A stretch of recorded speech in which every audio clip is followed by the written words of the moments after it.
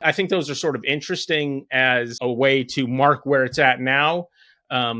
Less so if you're using it just to go, oh, this is stupid. People should not be getting excited or impressed by this technology. That seems like it's a short-sighted use of those examples. No, 100%. As time goes on and as we can learn to rely on and trust it more and have less of a need for an expert with domain knowledge in the thing that you're asking to be able to verify it, that's when things are really going to go crazy. Two Bored Apes talking NFTs, DeFi, and some random stuff. Two Bored Apes talking NFTs, DeFi, and some random stuff. Welcome to episode 65 of Two Bored Apes. I'm your host, Jamie. I'm here with my friend, my co-host, the pot of gold at the end of the rainbow, Roy. Roy, how are you? I'm very well, Jamie. How are you? I'm good. Good. You're wearing Captain... I'm not that good, actually. I just lied to you. I woke up yesterday with a sore throat, and I still have it, so I don't care for that. We actually had to delay this recording by a little bit because I made myself a neti pot, but it was still too hot to pour up my nostril at a regular recording time, so we had to delay it by a few minutes while it cooled down some more. But you asked me if I thought you should rinse out your nose on the podcast. Right. I said yes, go for it. You said yes. I overruled you because I was joking. I didn't think anybody would enjoy watching or listening to that, or enough people would hate it that it would not be worth it for the weirdos that did like it. Yeah, I was like, I'm sure someone out there would probably like it. Oh yeah, that's true, but yeah. I think they'd be outnumbered by the people that are absolutely disgusted. So my wife thinks the very concept of using one is disgusting. An neti pot. Never mind listening to it or watching it. Yeah, that's understandable. What do you think about neti pots? You ever use them? Or I have. I like them. I don't use them as much as I should. I wonder how scientific they actually are. Like, I've never actually looked at peer-reviewed studies as to whether or not it helps. It's fairly scientific. I've been recommended to do it by doctors who specialize in ear, nose, and throat stuff. It makes sense to me, but I don't know. Yeah. You gotta make sure you heat up that water properly though, because you can end up with like a parasite that eats your brain or whatever if you don't do that. Yep. So I do that. That's good. Should we get into our recent meals? Sure. Yeah. Why not? What did you eat today? I had some Korean chicken wings recently. Wow, that's good. It was very good. I love almost any chicken wing. I love a chicken wing. And the Koreans know how to do it, so I love theirs as well, specifically. Yeah. I don't think I've had a chicken wing that was terrible. I've had some. It's tough to fuck them up. It's hard to ruin them. I had that and had a bunch of chocolate. That's been my day. How about you? This is so stupid. I just had some brisket and one of those Athletic Greens drinks, which the brisket was good. The Athletic Greens not good. Brisket. I love a good brisket. I do too. Yeah. Yeah. This is actually even more funny because 5 hours ago, I was recording another podcast, Overpriced JPEGs with Carly. And right at the beginning, she for 8 seconds said she was just drinking some green drink because she was a bit sick. And she was like, maybe, and then she was speaking to the editor, being like, maybe you want to cut this out because the listeners, they don't want to hear about what I'm drinking. We're intentionally, yeah. Well, yeah. Different shows for different people. Exactly. News of the week. Yeah, let's get into it. SBF arrested, extradited to the US, and granted bail already at $250 million. That's the biggest bail I have ever heard of. It is the largest bail I've ever heard of.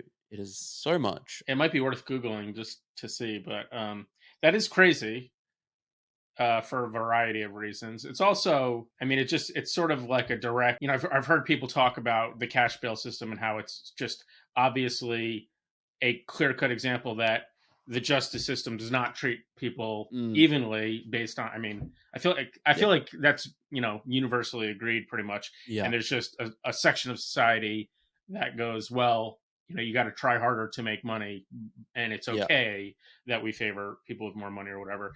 I did read somebody who was sort of saying that the counter argument has to do with basically how much, and I think it's pretty nonsense, but how much it costs the government to recover from or prevent them from fleeing and not showing up.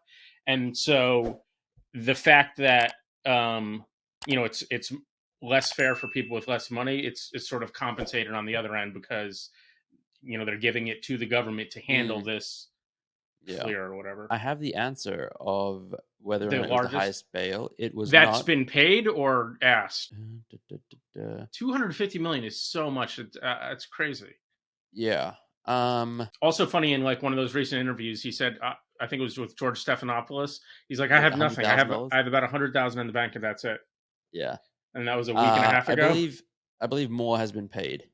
What do you think the highest amount is? I mean, I guess I'll say 400 million because I can't comprehend that it's much more than that. $3 billion. For who? Robert Durst, New York real estate heir. Okay, he had that HBO show. I don't know if you know about him. It's kind of a crazy story. So accused of murdering his wife in 2003. So it was Twice. initially said he was eventually acquitted of the murder, and then initially it was set at 1 billion, and he skipped out on bail. And then he was rearrested and increased to 3 billion. He just so they were doing a documentary about this guy who's like, I swear I had 2 wives die coincidentally and I didn't murder either of them or whatever. And then he goes to the bathroom. He's on the shitter, but they still have the microphone on him. And he just starts muttering to himself, of course I did it. Of course I fucking did it. And it's like, Jesus. And that's how they got him. Oh my God. That is $3 billion bail though. That's nuts. That is a lot of bail. Like that is a lot. It's a lot, yeah. So yeah, SBF out on bail. Yeah. In America, extradited. Mm-hmm. We'll see how it goes, I suppose. And I supposedly, I think it's actually more than supposedly. I just haven't actually read the documents, but Caroline and one of the other people have flipped our state's witnesses at this point. Yep. Yeah. They pled guilty to a bunch of stuff, and right. Yeah, I guess we'll continue to see this story unfold over the next many, many months and probably years. Yep, definitely. In more positive news, Yuga has had some exciting stuff happen. They hired a new CEO, the Activision Blizzard COO since 2020. What's his name? Daniel Algier or something to that effect. Pretty big. Yeah, definitely. Big get. Do we know what happened to? I apologize for not remembering her name, but the woman who was the CEO, is she still with them? Nicole Muniz or something. Muniz. Yeah. She is becoming an advisor. Okay. And maybe taking a little bit of time after spearheading Yuga for the last crazy 18 months or whatever it is. Yeah. What an impressive first 18 months of a company. I mean, that's crazy. Yeah. In a totally new segment, there's other examples of very fast growing companies, but there's more of a blueprint for software as a service companies or whatever varied. Yeah. But just a weird, like an NFT Web3, that's not a thing that had ever been a thing. No, so many new things just done and tried, and they just dominated the market. They're still dominating the market. Yeah. Yeah. Which sort of brings us to the next little piece of news of the week that we have, right? It does. The trial of Jimmy the Monkey. People, so this is one of the things on the Roadmap 2.0. I could not think of the word roadmap to save my life in that sentence. Why don't you keep going while my brain recuperates? Right. So, yeah, they released Roadmap 2.0, I think, over a year ago now. And it had a whole bunch of stuff on it. And one of the things was the trial of Jimmy the Monkey and MDVMDXX or something like that as well. And it seems like these two are interconnected. Yes. And definitely seems like that. They released some information about it. They released a trailer, a video, what did you think of the video? Did you see it? You watched it? I'm sure. I only watched a little bit of it. Animation quality did not seem high, but I think it seems like it's clearly an artistic choice, because if you look at like what they did with, like the other side trailer and stuff, obviously they can produce very good stuff. It's an extremely different style of art. I think it's well produced, but just like very, very just different and unexpected. It also sort of, it's harkening back to their more I want to say humble, but I also want to say like sort of immature roots, right? Where like one of the perks originally was you get to draw digital dicks on the bathroom wall of this virtual clubhouse, that kind of thing. Yeah. And it's like There's it's a lot about them finding a key up a monkey's butt and stuff like that. So a lot it's of toilet humor. yeah. Yeah. So it sort of makes sense that the style would not be super clean or whatever. Yeah. And in like conjunction with all of these announcements and news, they've said there'll be a new mint in January, some sort of mint experience. Yeah. A week-long I think they use the word interactive, Interactive, right? Interactive week-long something or like something. that. Yeah, so we'll see kind of what that is. The dogs are going to be involved, where like there's like 4 tiers of minting, where it's like mutants at the bottom, and then mutant plus dog, and then apes, and then ape plus dog, right, as the highest tier. And then apparently some additional things you can buy with ape coins. So yeah, and the dogs have sort of pumped on the news, and I believe I saw the other day are at the highest ratio maybe ever of them to the ape, or maybe in like modern times. Because I remember when they first got airdropped, they were like, I don't know, 0.7 or something when the apes were only 5 or less. I think they went to like 2 ETH pre-reveal or something like that. Crazy. Yeah, maybe, and then came down to 0.7. But either way, it was a very high ratio for a while. So maybe the graph that I was looking at didn't go all the way back. What Yuga assets do you have? Do you have a mutant I and have a dog still? I have 2 dogs, and that's it right now. Well, those are pretty good ones to be holding, right? In the pump. I mean, sort of technically the worst ones, even though they're doing well, relatively speaking, right? Just the value of the asset is lower than the others. I think I could reasonably sell one of them at some point, but I don't think I want to sell the last asset ever from this thing that was such a huge part of my life for it was a concentrated period of time, but like 2021 was so much about being part of the Yuga ecosystem for me. That's where this fucking podcast came out of, that we're still doing 65 episodes later, etc. You know what I was thinking, which is funny, and I think it's a conjunction of both the fact that you've sold your ape and don't have a mutant and the bear market. But like thinking about how excited we got when mutants dropped, and like we just could not stop talking about it, and we're like just going crazy for a week.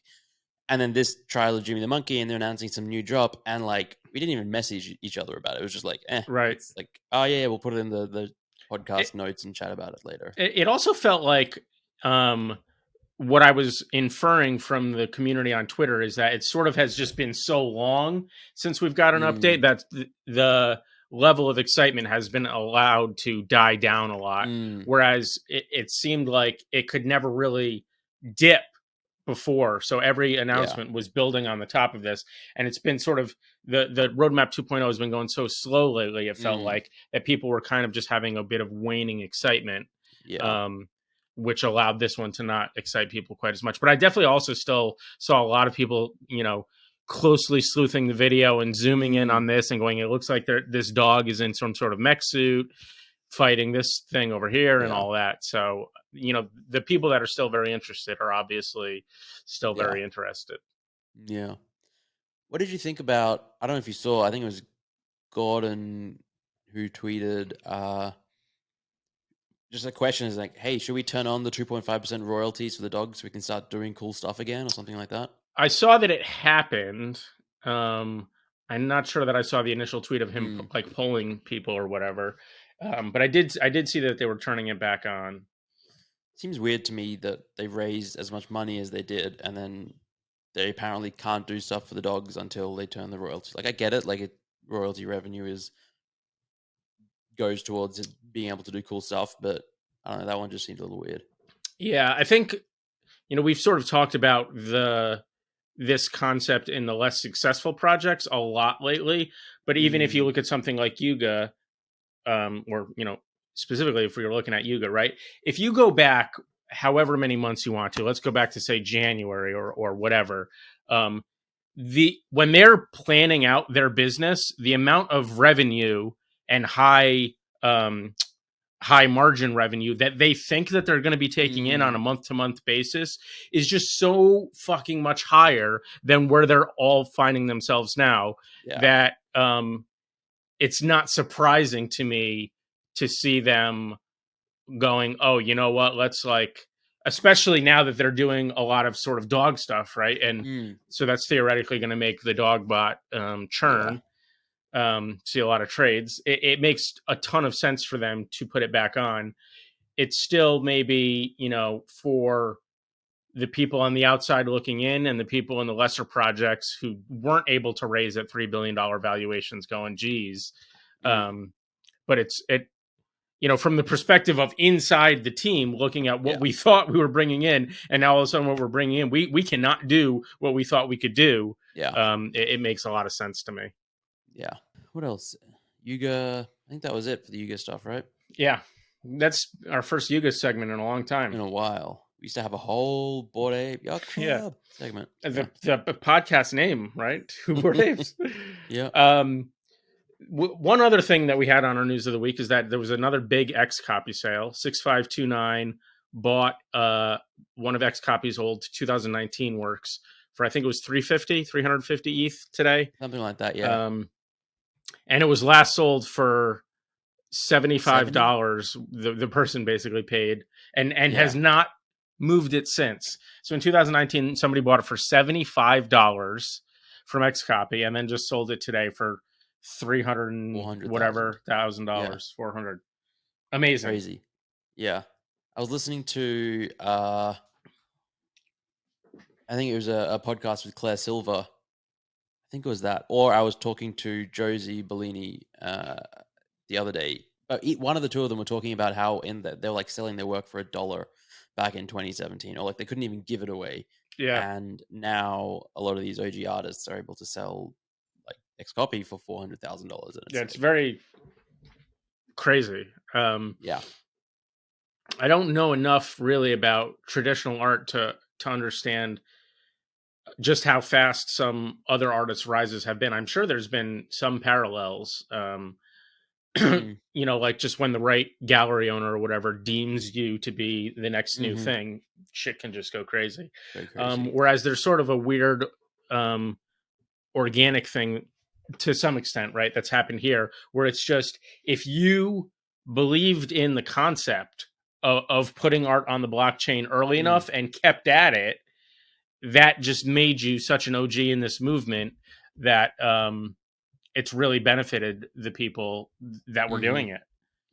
And to another extent, like, you know, because it's largely so separate from the rest of culture and art culture specifically, perhaps, it's you know, it's got its own style and influences and stuff, and these people have largely got to define it by being in so early.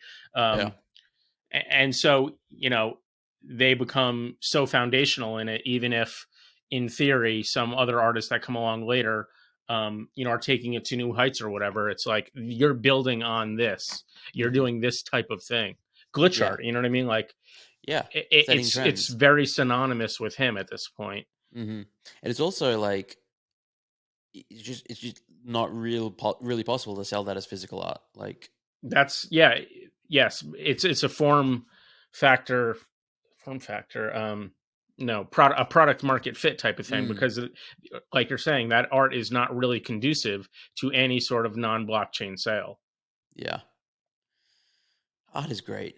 You know what I also have noticed with XCOPY, specifically today when I was looking at this, I probably thought about it a little before, but it made more sense to me today. The names and descriptions of his pieces are very additive to the piece, to me, in a way that is just sort of worth noting, worth thinking about.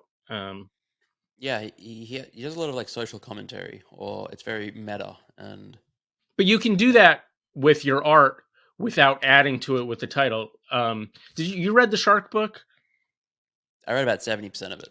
Okay, so I think they covered that in this, but they're talking specifically about that piece of art, which is basically, again, it's just a real shark that is now held in formaldehyde and put in sort of a glass case, right? And if you just have that as a piece of art, it's like, it's kind of provocative, kind of interesting. But then Damien Hirst named it, you know, the incomprehensibility of death to the living mind, something very close to that.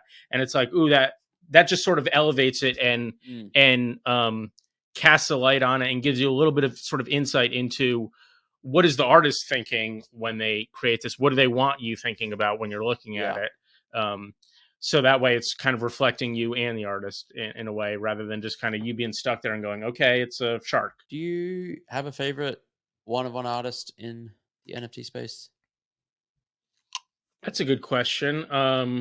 Yeah, I've talked about him on the podcast before, and I've kicked myself an awful lot for not collecting, but I really like what Grant Yoon does. It's very unique and beautiful to me. And I was actually just looking at the pixel artist who does a lot of stuff from Japan that I talked about a while ago on here. I think Krium is his name.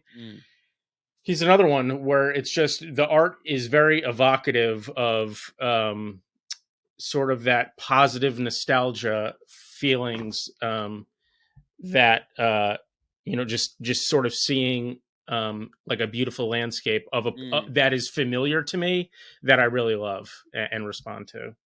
It's funny because my answer is Alpha Centauri Kid, ACK, and his art is very morbid. It's like around death and skulls and the Grim Reaper and so and he's very much feels like to me somebody who is really following in those XCOPY. I don't know when he started. He's definitely been around for at least a while. I don't think as long as XCOPY. No. But yeah, like if we want to just kind of stay in that region, I'm trying to think of the name of the piece and I can't right now. It might be called You Are Mortal or something like that. But anyway, XCOPY has one where it's basically like a humanoid monster with like some fangs or whatever, and he's basically in a prison cell and he's like shaking at the bars, and he has like tattooed on his knuckles "You Die" or whatever, mortality it's called, something like that. And that one is right in that vein that you're talking about of ACK, and I find it to be amazing and sort of haunting in like the way that Munch's The Scream is. ACK has a piece part of like 6529's The Memes. It's called Dali's Revenge, and it's like this robot like in a pool of blood with human I've seen bodies. that one, yeah. And then on the wall it's like sees the memes of production in blood, and then memes is crossed out, and then humans written by this robot. Yeah. And like that created 6 months ago or whatever it was, just as AI art was really starting to take off, and it was just like that's great. I love it. Yeah. And now we have GPT-3 just really kicking people's awareness up another level. It is insane. It is.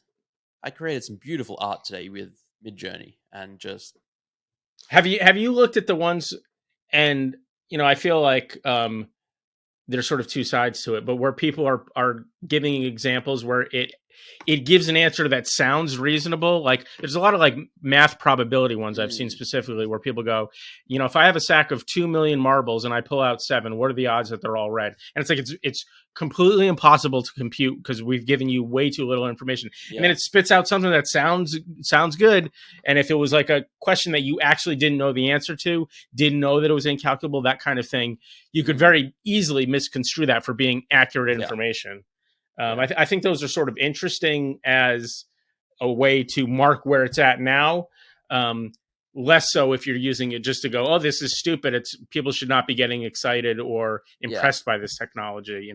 That seems like it's a short-sighted use of those examples. No, 100%. As time goes on, and as we can learn to rely on and trust it more, and have less of a need for an expert with domain knowledge in the thing that you're asking to be able to verify it, that's when things are really going to go crazy. Yeah. It's also weird too, like if you extrapolate out far enough, right? At what point do the humans stop being the domain experts, And then it all becomes some weird layer of trust in the machines, Yeah. Where it's only reasonable, really, at some point in the who knows how distant future, Not right? too distant future. To definitely take the output /advice /plan of an AI over any collection of humans, but we also now again, we're past the point of the domain knowledge experts of the humans mattering more than the output of this. So it's just, it does feel like we're all of a sudden weirdly subservient to them. Yeah. And at their whims too, in a weird, scary way. Yep. You're obsessed We'll with always AI have now. It's 2022. all you think and talk about now. AI. It is so significant that it is difficult for me not to think and talk about it. There was a thing today. The first, I don't know if it happened today. I saw it today. Someone tweeted about it. The first McDonald's in Texas. It's fully automated. 0 employees is open. I saw that. I think I also read that it's not that. The delivery part was, I don't know. I have not looked into it deep enough. I saw the video and I saw people talking about it. I saw the discourse about, like, the guy was complaining about how you guys wanted $25 an hour minimum. That was the main thing that people were talking about, is because this guy was trying to make a point about wages. We can ignore that for now if you want, though, because this is supposed to be about AI. But anyway, people were saying in the back, there's people making the food and it's just actually getting delivered. I don't know the degree of truth of either claim. Yeah. But regardless, I mean, my grocery store has a robot that goes around cleaning, and it's got like a detector thing, and it beeps when and it just showed up one day. All of a sudden, there's a fucking robot rolling through. I'm like, what the hell is this? And now it's kind of normal. And of course, there's a million self checkouts. Like, regardless of whether or not that McDonald's is fully automated. Oh, those Amazon grocery stores are another example, right? Of ones where you don't even have to check out now. There's just fucking cameras everywhere, and they know what's in your basket, and you just grab it and you walk out, and it charges your Prime account or whatever, Yeah. All that stuff is here or coming, regardless. It makes sense that you would be almost obsessively thinking about it, because it is such a big deal, and so it feels like so disruptive. Yeah, and it feels like we're so much on the precipice. Excuse me, I just hit the mic and then burped. It does feel like we're in so many ways on that precipice, where it makes it the thing that you will think about so much. But it also seems like, it could easily be an unhealthy obsession to think about over and over again. In sort of just the same type of ways that, like meditation and stoicism are trying to pull you away from, like, non-helpful repetitive thoughts or whatever. And this, because this is such a powerful, perhaps unstoppable thing, I can see how it would be easy for the wrong mind to just get themselves into a worry cycle about it. I don't know how positive or inquisitive or whatever sort of is happening in your mind when you think about it. I'm pretty optimistic. I think it's gonna. Yeah. I think we'll go through a long period of disruption that might be, there's a lot of negatives that will come out of it, but I think long term, it will free up so much of humankind's time that we can then spend that time doing things that we might prefer to do rather than have to. And it has the potential to completely upend the way that we're, like, our relationship to work and money and everything. It's just like universal basic income and things like that, where it's so obviously it's obvious to you and probably somewhat obvious to our regular listeners, but obviously I would say I have a more anti-capitalist slant than you do in terms of my worldview. You're really smirking because I think he thinks I'm underselling that when I say that. I guess I don't truly know a ton about your overall philosophies about society or whatever, but I do fear that in sort of the things that you're talking about, right? A lot of the technology that we've had up until now, right, in theory, should be able to do all of those things, but the rewards of this saving on labor and all of that stuff really ends up in very few hands, and is used as the fact that we can automate away what you have to do as a job is not being used to give them free time to paint and write the next great American novel. It's being used as a way to make them accept worse working conditions and stuff like that. And I feel like it's, super likely that the same type of thing is liable or is certain to happen to some degree with this stuff. And the degree to which it will be able to benefit society in the ways that you're optimistic about, I think is going to rely so much on sort of collective societal action that is outside of the AI technology itself, but just the ways we're sort of allowing the fruits of this technology to ripen, and who gets to pick it, so to speak. I got stuck too much in that analogy with fruit. I had to keep going. So that's sort of the thing that I think is, to me, a part of, beyond the idea that they're just going to take over and murder all of us because they find us obsolete.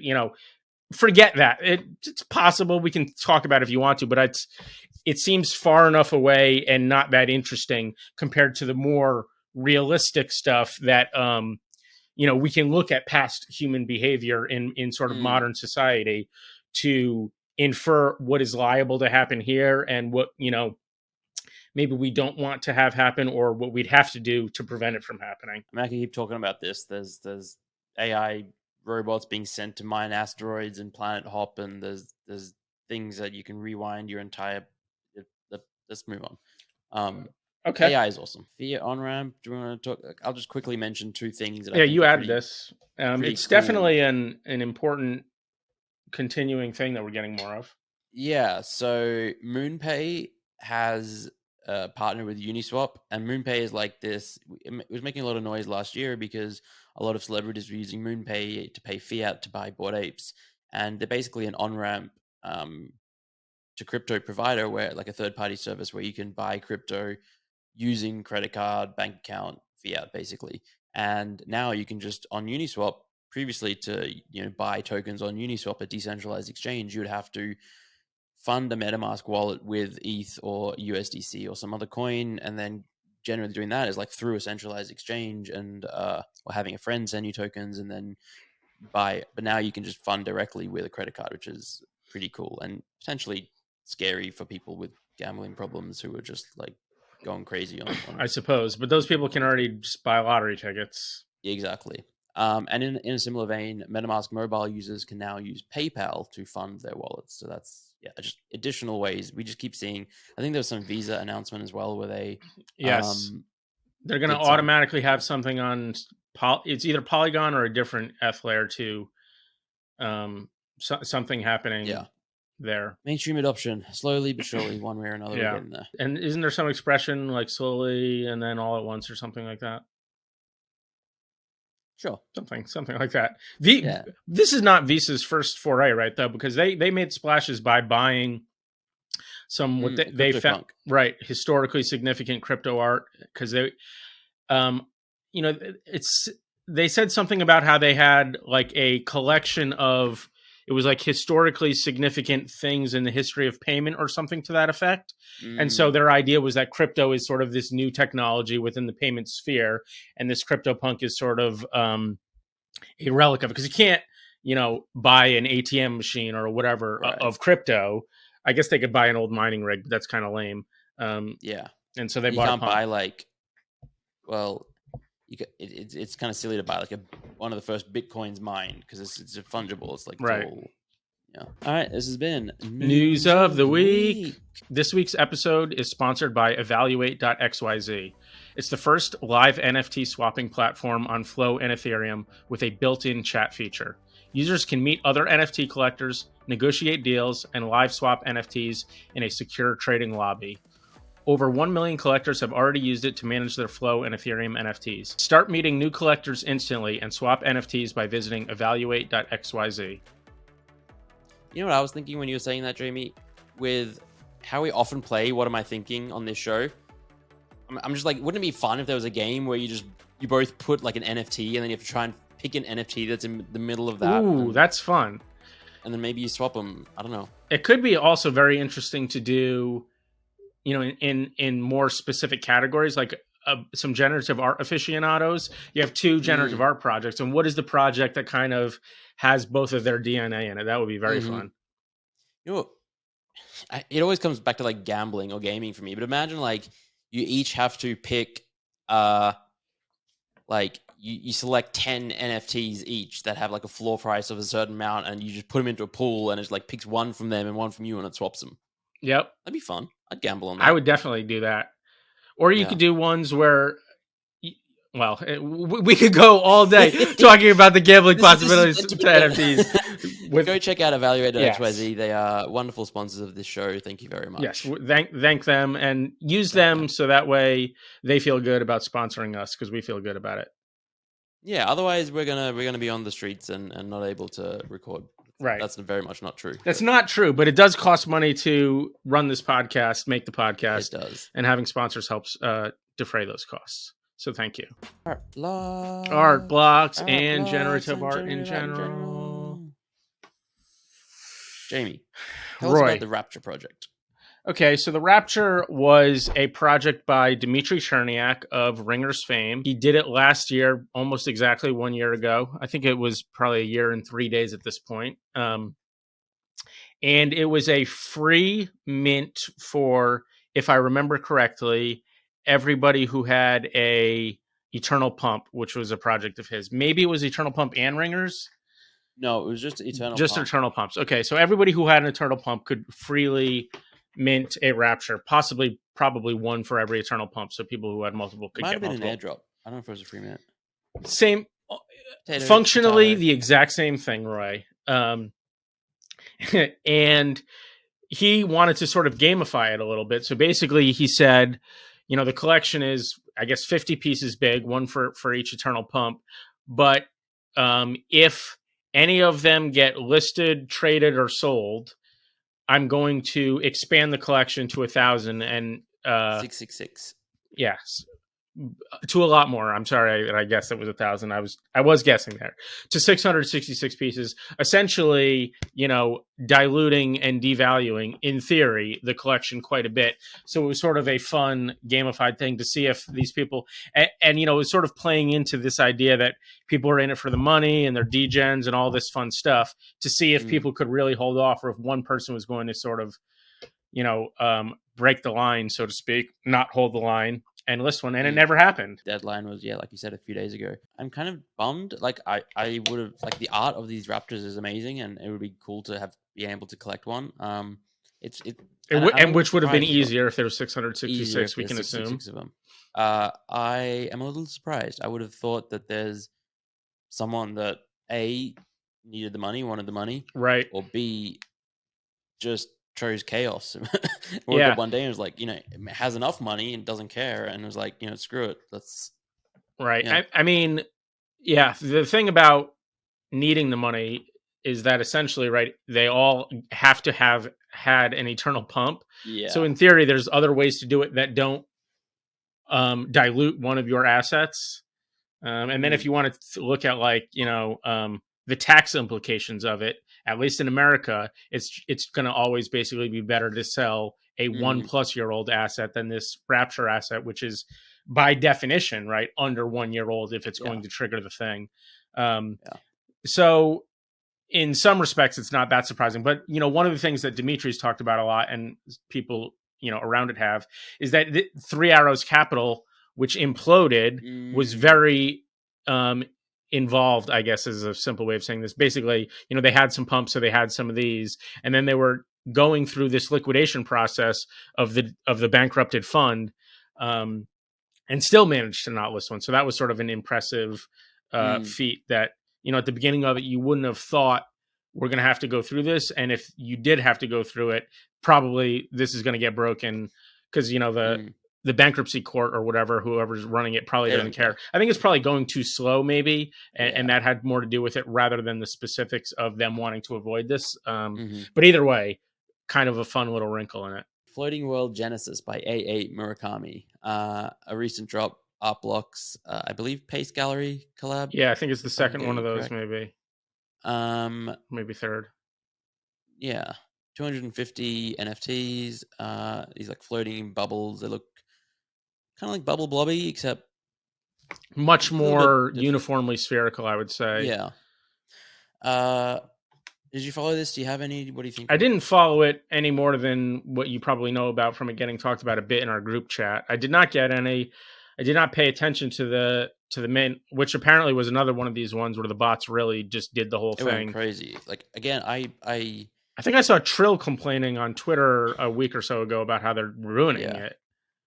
Which I think, blinked. Sorry, It was gone. I think we talked about it last week, where it's just we think it's a cycle where once they ruin it for themselves because the market stops doing it, and so they'll go away, and it just kind of be probably an up and down thing in perpetuity. Perpetuity, yeah.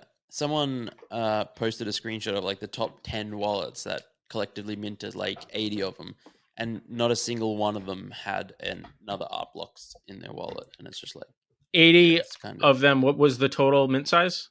250. Okay, so like a third of it. One wallet had 10, another wallet had 8. Maybe it was like 50 of them out of the top 10 wallets, but yeah. I like them a lot. I have none, but keep an eye on now. What? So basically, there's 3 phases to them, right? There's sort of the individual blob, and then we see basically like a mitosis where it splits off, and then there's multiple, and then there's some sort of thing where it's kind of transcended or whatever to being up in the sky as a singular, much bigger one.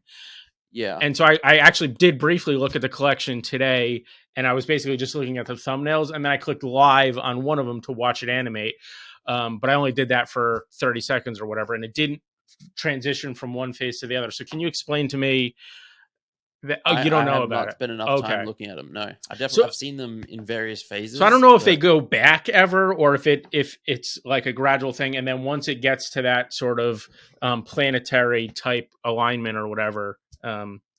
Composition maybe is a better word than alignment. Yeah, it stays there. I don't know about, and I'm curious about. So many collections that you look at it at first glance and it's like, oh, it's interesting, and then you actually spend time looking at it, reading the description, looking at the traits, playing around with an hour or two of it. It's like you get a much deeper appreciation for it. Like we did live with a Zeneca, I think. I was gonna transition into how QQL prices are coming down to where I'm looking at the mint passes again in a sort of a realistic way.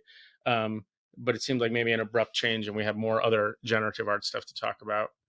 Well, the other thing we have on the list is something you put on there, Expanse. Yep. By K Gollard, 10-piece collection. That's so small.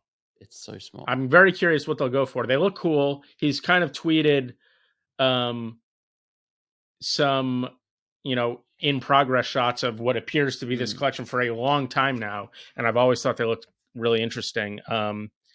But now that I see it, unfortunately, it's only going to be a collection of a size 10. It does not seem at all possible that I'll be able to get one, which is a bummer. I have a couple paper armadas at least, but yeah, I missed out on archetypes, and now I'm almost sure to miss out on this. Yeah, 10 is so few. They're going to be crazy. Auctioned off. Yeah, they do look amazing. I'm scrolling through them now. Oh, you can see all 10 of them? No, I'm looking through his samples. Oh, okay. Yeah, or like his previews. Yeah. His colors are sold just one of my amazing. Archetypes a couple months ago, and I'm kind of bummed about that. You what? You sold a what? I sold one of my archetypes. Oh, you had how many? 2? I had 2. And you sold one. Okay. What did you sell it for? I don't remember. I think like 22 ETH. I think I got it for like 12. So floor's like 31. Profit. I saw it today. Life goes on. Yeah, and I mean, if you had actually converted to USD, it probably would have been good at the time. That's true.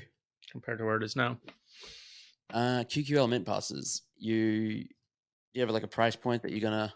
Not specifically, but they're just getting to they were at a point where I was going, it's too expensive. I'm interested, but they're too expensive.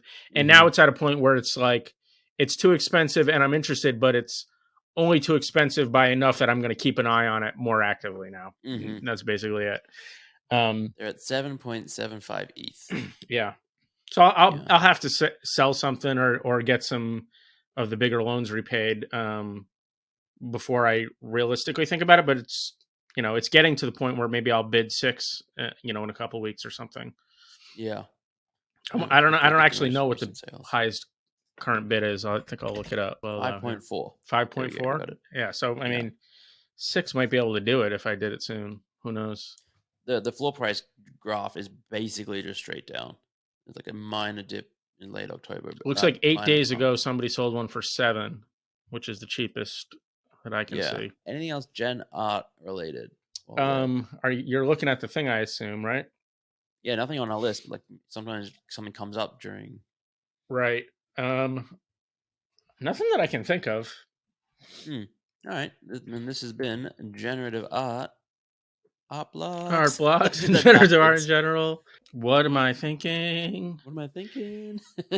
This is a game that we play semi-frequently, and we use the answer to this game. It's a word game. The goal is to settle on a single word as an answer or a phrase, and that word will be used in a giveaway where we'll pick one winner of this raffle, and they will be receiving a.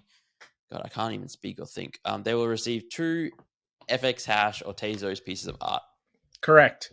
Roy's very tired. I tell people how the should have game done the works. heavy lifting there. You should have. It's been a long day. It's been a long week. It's been a long year. It's been a long year, Jamie. That's like the Friends theme song, kind of. Have you been? You're too tired for me to go off on a tangent, but have you paid attention to the Matthew Perry stuff? He's got a book coming out, so he's been doing a big tour. He was fucked up on alcohol and pills during that show. Holy shit! I heard that, like from like season 3 or 4 onwards or something. I think like he said at the worst he was doing 60 Vicodin a day. That's a lot of Vicodin. Yeah. Anyway, are you ready for what am I thinking? I already have a word.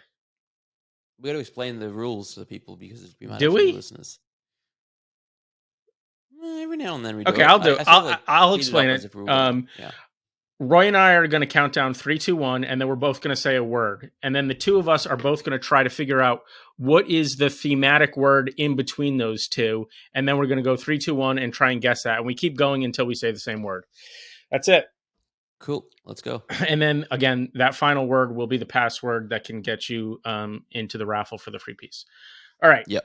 3, 2, 1. Thanos. Ghost. Thanos and Ghost. Okay, Thanos and Ghost. I have one. I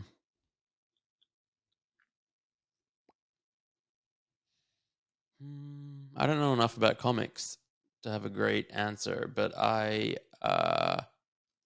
will go with. And it's supposed to the listeners who don't know how the game's played. It's supposed to happen quicker than this. It is supposed to happen quicker. But Roy's brain is fried.